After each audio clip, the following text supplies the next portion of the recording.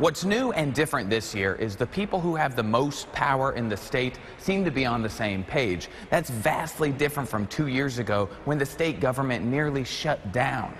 The difference is the new Speaker of the House, Dennis Bonnen, who's starting off on a completely different foot. If we succeed, it's because we came together and we worked well together. If we fail, it's because we all chose to fail. Known for being intense and combative, Dennis Bonnen was formed by the Texas House. First elected when he was 24 years old, he spent half of his life in the Texas Legislature. I think it's accurate that I'm tough, I'm passionate, I love the Texas House, and I will be a strong advocate for the House, and I always have been. He comes into a legislature looking to heal.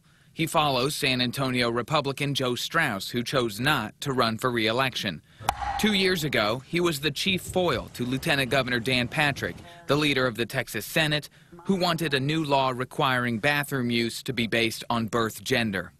Straus, supported by law enforcement, Democrats, and mainly the business community, would not let it happen. It's absurd that bathroom bills have taken on greater urgency in fixing our school finance system. In response, Lieutenant Governor Patrick would not pass a bill that ensured doctors in Texas would be regulated. We will be in a special session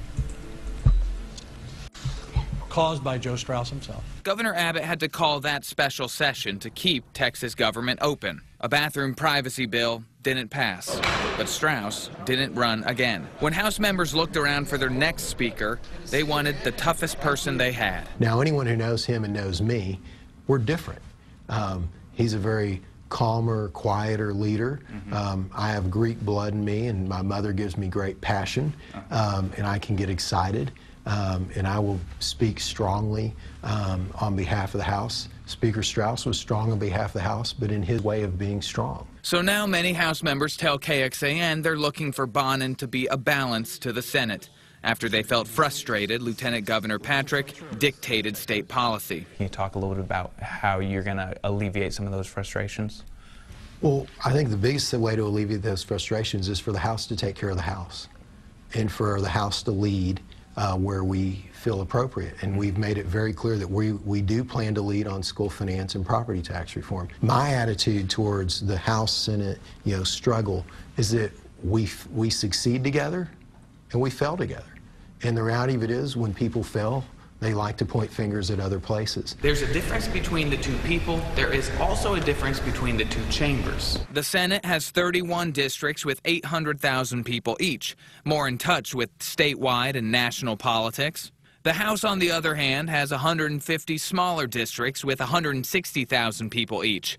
There, large local businesses, city governments, and school districts have more sway. But something else reinforced this focus as well: the Texas midterm election, where voters spoke loud and clear. The author of the bathroom bill in the House was defeated.